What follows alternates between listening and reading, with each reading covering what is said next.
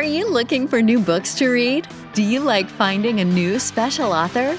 Are you tired of the same old books from the same old authors? Well then, welcome to Discovered Wordsmiths, a podcast where you can hear from fantastic new authors. Join Stephen Schneider as he finds and talks to authors you may not know, but authors that have worked hard to write great new books. Hear about their book and why you should check it out. So sit back and listen to today's Discovered Wordsmith.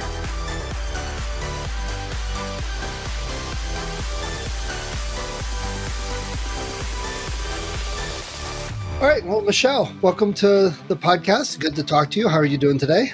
I'm doing very well, thanks. And yourself? Really good. It's warm today, so it's a good day. It is, absolutely. We are cooking here in Ontario, that is for sure. Nice. Speaking of Ontario, before we get started talking about your book, why don't you tell us a little bit about yourself, where you live, some of the things you like to do outside of writing? Oh, okay. I'm a recent import from South Africa to Canada. My husband and I moved to Canada 2.5 years ago after he received a call to come and work in a church in Canada. We're still kind of working out how life works in Canada from being in South Africa our entire lives. The change has been very interesting, especially when it comes to the winter. There's no snow like this in South Africa. Yeah, our first winter here was probably one of the worst ones Ontario has had in the last 10 years. We had terrible ice storms, and we had a massive, storm that came out of Buffalo or something like that. So yeah, we had to dig ourselves out of our house and learn how to drive in the ice rain. So it was very interesting for sure. Yeah. Were you born in South Africa, or did you move there at some point? No, born and bred in South Africa. Was there for the first 30-odd years of my life. And then, as I said, 2.5 years ago, we moved to Canada. My husband is also a native South African. And, we were there our whole lives and never thought we'd actually leave. Nice. Well, that's interesting that you moved. So did any of the move or moving to a new country, did any of that influence any of your writing? I think it did in a lot of ways. There's especially some of the language that was used in the book, because so many things in America and Canada are different. Like one example, like there's the hood of the car. In South Africa, we call it a bonnet. Or there's the trunk, we call it a boot. So there's been a lot of language that I've had to relearn to be able to speak understandably to Canadian and American people. So yes, it's been that specifically. And also the school year is different. The months obviously are different. In South Africa now it's winter. In Canada it's summer. So we've had a lot of adjusting to do. Wow, that's interesting. I have never moved that far. I've just moved cross country. Oh yeah, not between countries and between oceans. Oh yeah, it was we were in the air for 28 hours. Yeah. Wow. Okay. What are some of the things you like to do besides writing? Well, I read and I run, pretty much. That's it, and teach, obviously, when I'm at work.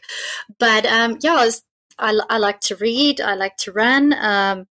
I probably run about 3 times a week and read probably about 5 or 6 books a week. Wow. I'm a very avid reader. I love to read. And generally speaking, I like to read Christian fiction, clean fiction for sure. But my taste varied. Obviously, as you can see, I like Star Wars books too. Well, those are usually clean though. I mean, yes, they are, absolutely. That's what makes them worth reading. Right. I've read much other sci-fi that gets harder, grittier. Star Wars at least keeps to, kids can read it, which is good. Clean standard, Plus, it's not too difficult science stuff for my brain, so that's all good. Yeah.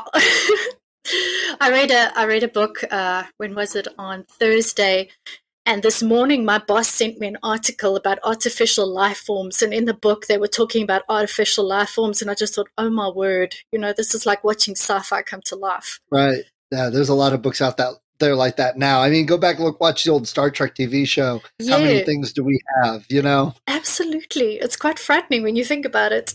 It can be, yeah. Maybe it's just because we're getting old, but that's a whole nother conversation. Yeah, absolutely.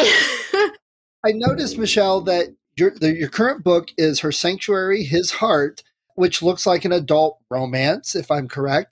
But it looks like you wrote some teen books before that. Is that correct? Yes, my teen books, the teen books are written, I'm a high school teacher.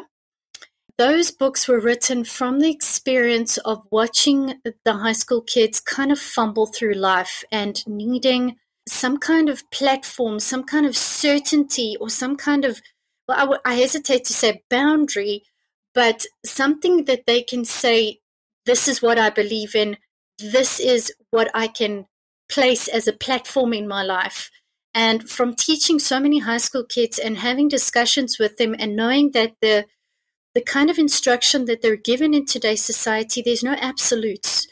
There's no right or wrong. There's no this is this and that is that. And so from those kind of things, it was with the heart to just kind of help them see how their behavior can impact their future lives, how their decisions that they make as teenagers will carry them for the rest of their lives. And to kind of put them in a situation where they can see themselves and think, okay, if I make a choice like this, this could be the possible outcome that I might find myself in or worse. And to kind of give them prepare them for what they might face. That's the kind of heart that those books were written under, to kind of give them a way to make a decision that they could live with for the rest of their lives, and obviously a godly decision. So why did you decide to go from that to a more adult romance type book? About, how old is my youngest son? My youngest son is 7 now. About 8 years ago, my husband and I lost a daughter. She was stillborn at 38 weeks. The kind of stress that we went through during that time could have ended our marriage. And at that time, I heard of a few other cases where that kind of loss had actually ended a marriage. And I thought to myself, I wanted to share my story with someone who had been through there, but share a story of hope. Now, obviously, my husband and I never got divorced, but the kind of impact that loss has on a life, if we didn't have God, we probably would have followed that route. And the kind of the characters, Braylon and Drake, are so much based on my husband and I. Drake is a musician and Braylon is a school teacher. And the kind of journey that they both take within themselves, getting back together, finding their faith again, specifically Braylon, because of how the loss of her daughter impacted her faith and impacted the kind of person that she was. And being able to trust her husband again after this unbearable loss had kind of broken their marriage. And that was the heart that this book is written from. And so although it's a fiction story, it's based kind of on our own journey of how we dealt with the loss of our daughter. Wow. That's a lot. Definitely my condolences. I don't know how I would have known to handle something like that. In a way, the book was your therapy to help get through that time. Very much. It was written quite a few years afterwards, where I had kind of muddled my way through it.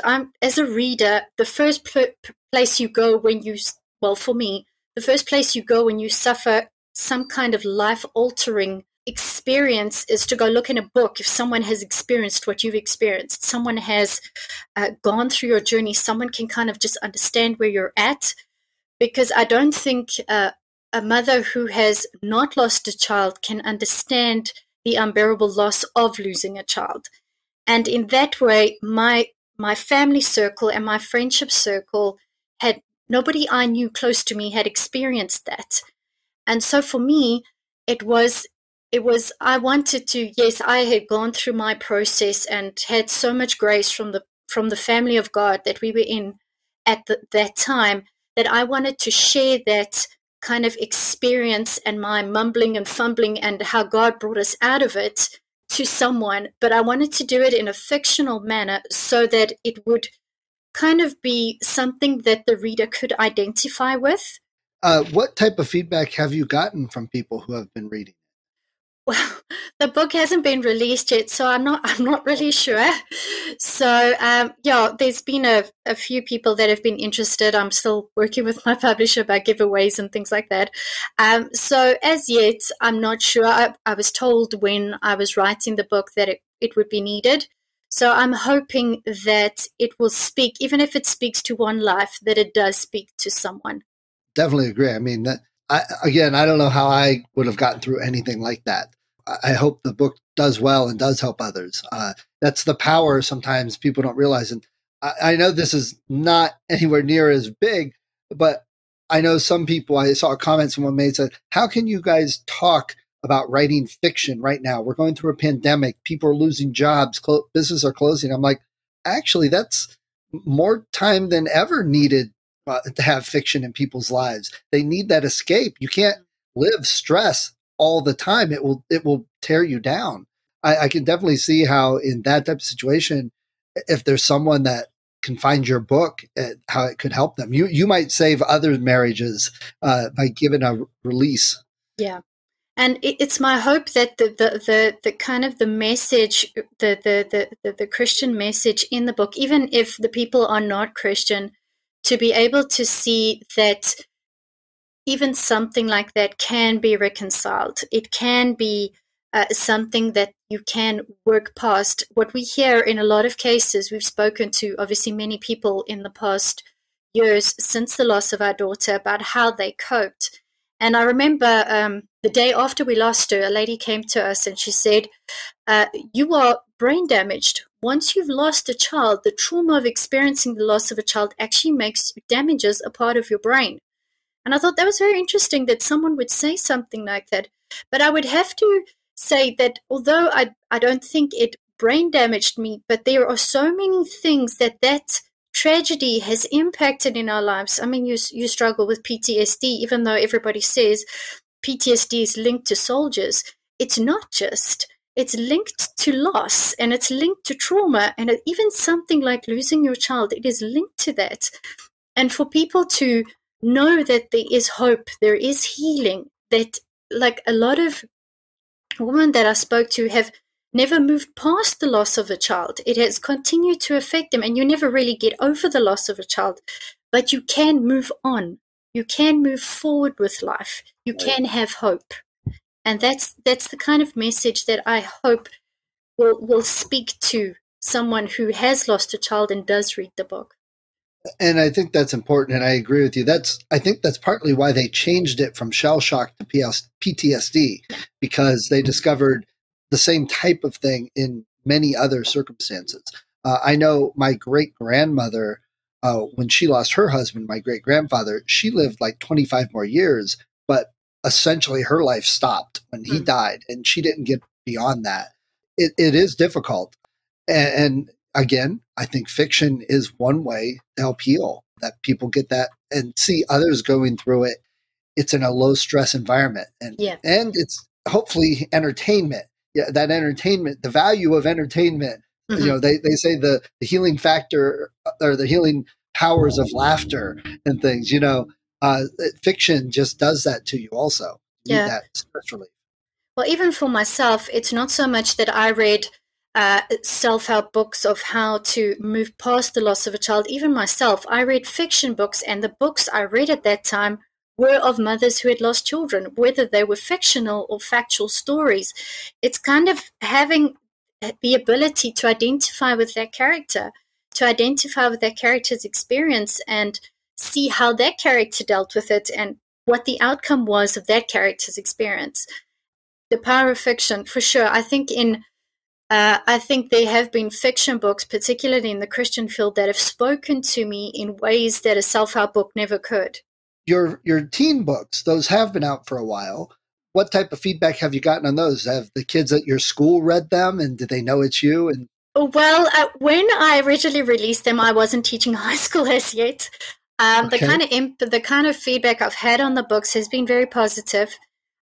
I got a review from a lady in Switzerland, and she actually emailed me.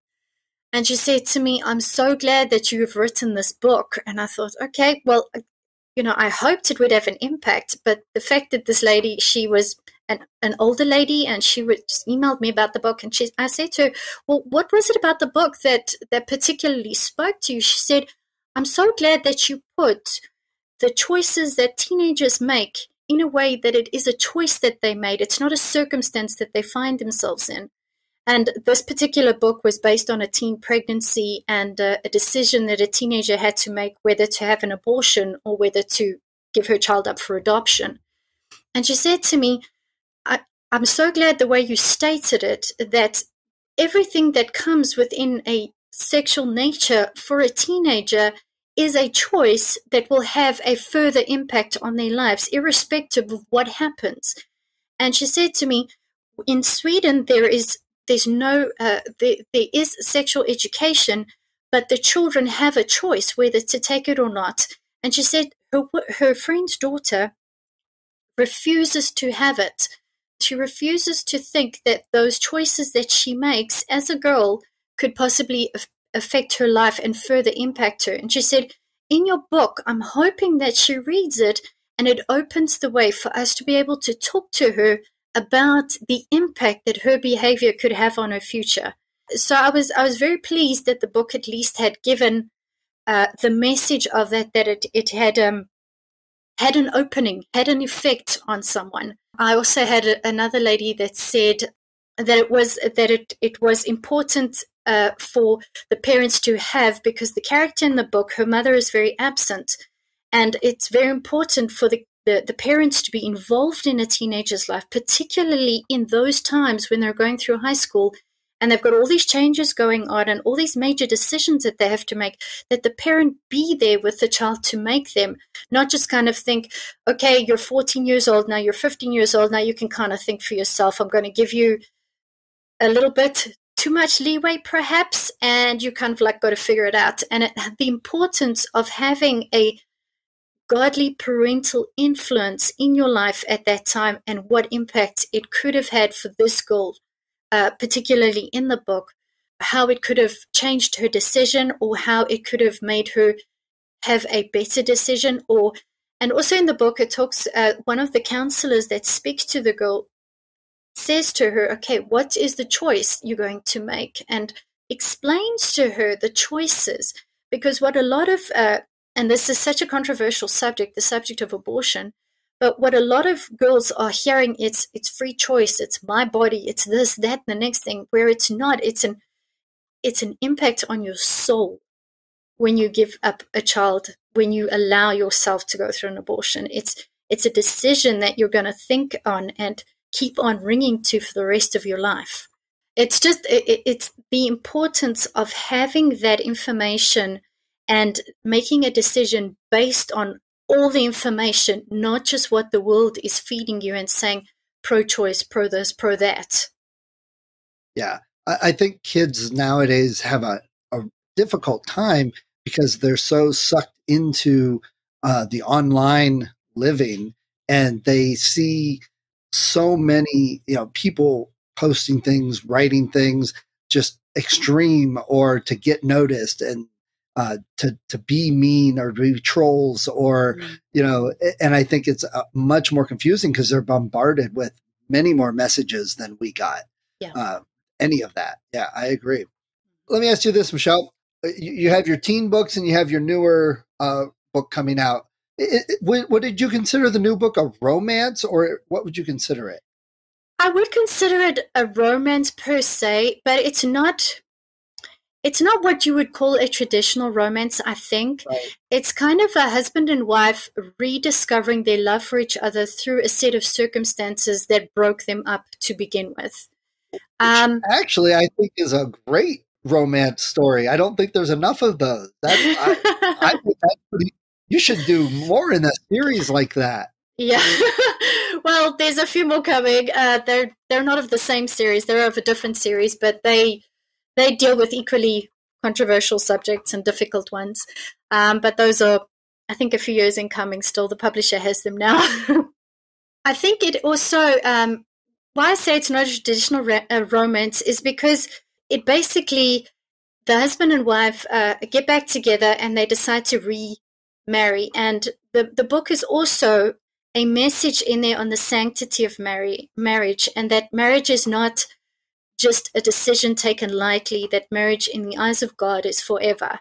And that is also a message that is within the book. There's a lot of things that kind of go in that the husband deals with and the wife deals with. And as they come together, all the decisions that they've made while they've been apart have an impact on them as they go through the book and eventually find their way back to each other and find their way back to God. So yes, it is a romance, but it's not just a romance, if you can put it like that. Right. For each of your books, would you prefer them to be turned into a movie or a TV series? Wow. You know, if I could say that, I would rather go for the teen ones.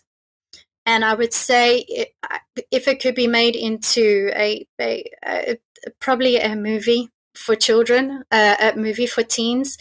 It's just my heart that kids live regret-free lives, that they have all the information that they need before they make a decision.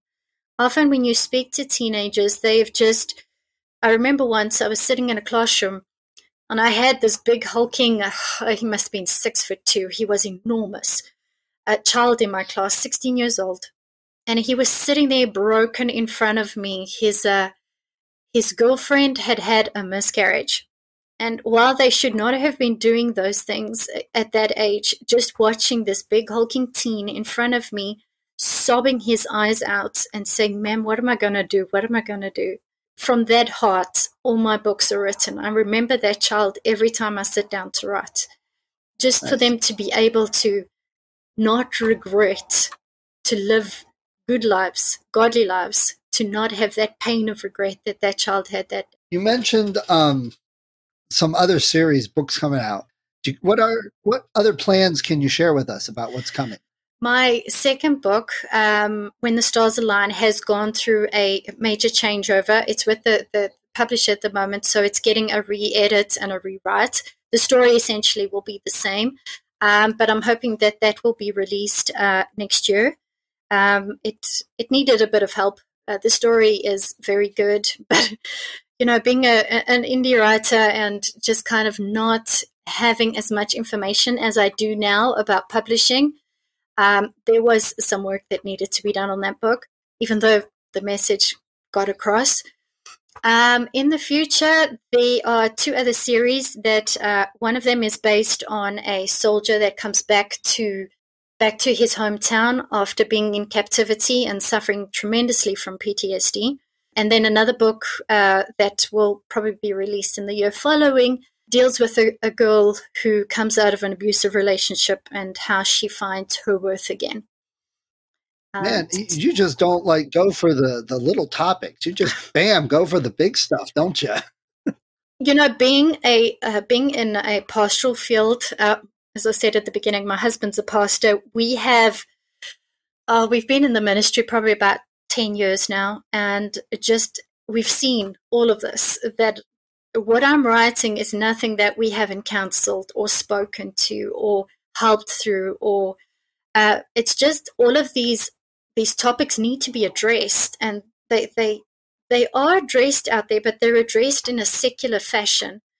And for me, I think I wanted to be able to put those topics out there, but put them within the power of God, put them with an understanding that the greatest healer of all is God. Yes, you can go for psychotherapy, you can take medication, you can do meditation, you can, you know, there's so many ways of healing that are out there, but the only true healer, the way to be healed from within your soul, is God. And it's the books are written with that message that the healing comes from within, it comes from God. It doesn't come from anything outward that you can do if you want true healing. Okay, so switch gears just a second. What are some of your favorite books and authors that you like to read? Wow, I was looking at the questions and I thought, wow, that's a hard one. As I said, I enjoy Star Wars books, but among my favorite writers, obviously, I like suspense romance. So Irene Hannon is one of my huge favorites.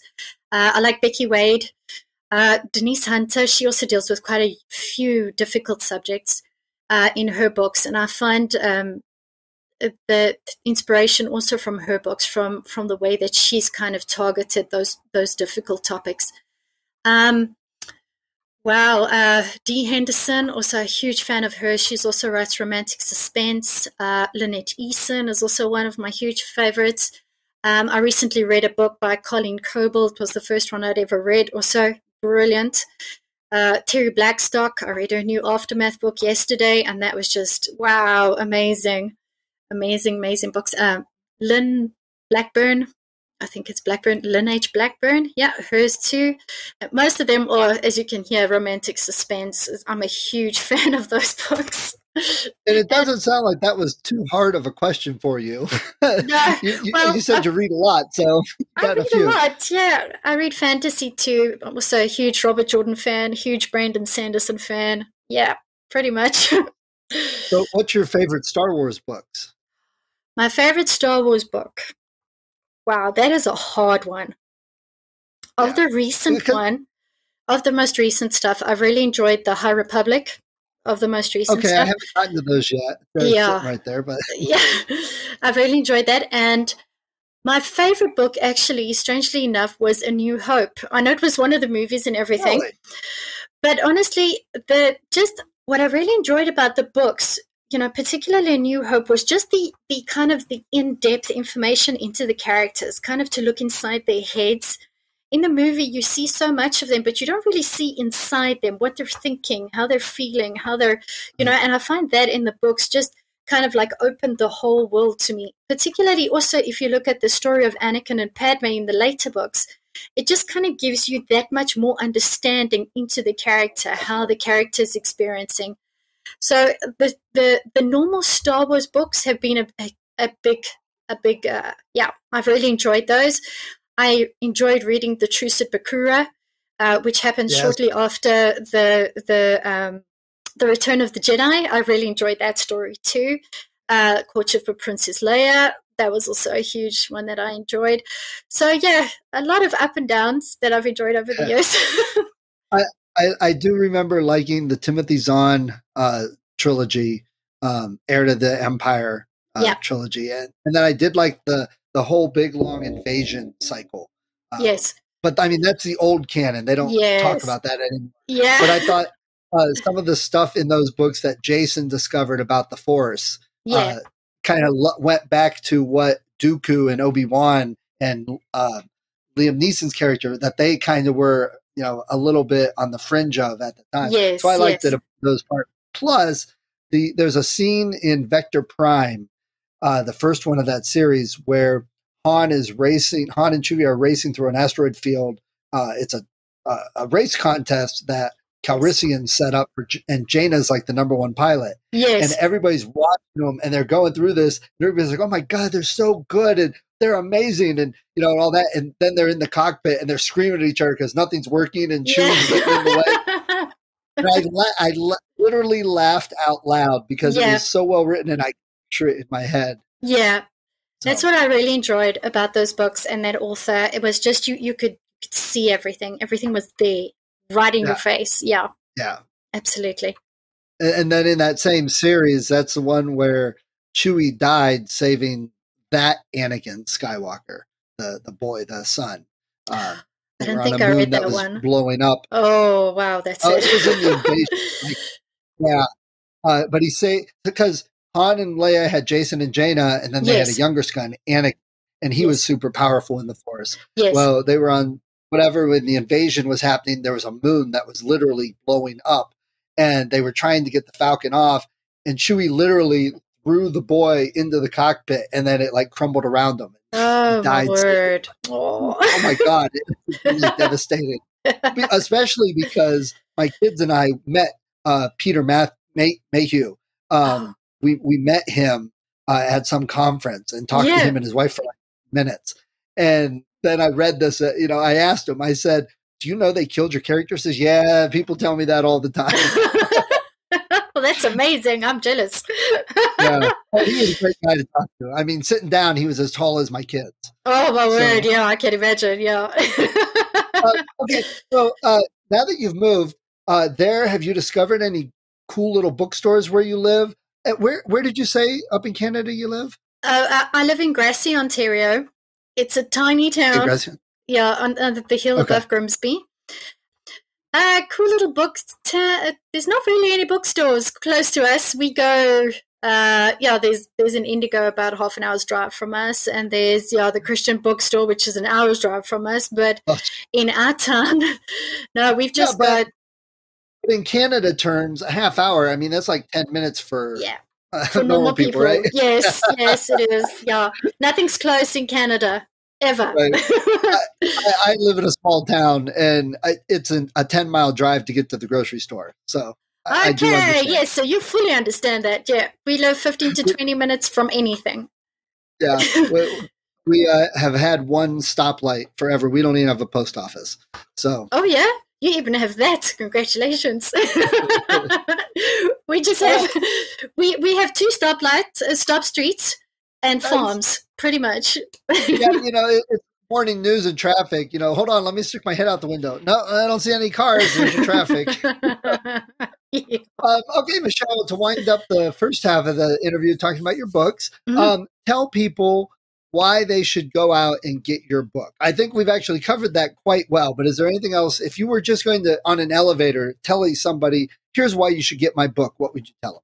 Well, honestly, I think the story doesn't just speak of loss in that particular, there's no one on this earth who hasn't suffered some kind of loss in some way. And I think that probably would be the reason that I would tell someone that the book would be for them to find hope after that loss. Nice. I think the story is one that most people can identify with. It's a very human story. The characters are very human. They're normal. They're not perfect. They make mistakes. And I think for that reason, it would be, I would tell someone to buy my book, if you could put it that way. Yeah. Okay. That's a good sales pitch. I like that. All right. Well, thank you for coming on, talking to us, and telling us about your book. We're going to have another second half here in a second. Michelle, thank you very much for being on. Thank you. Thank you so much for your time. I appreciate it. Thank you for listening to Discovered Wordsmiths. Come back next week and listen to another author discuss the road they've traveled, and maybe, sometime in the near future, it might be you.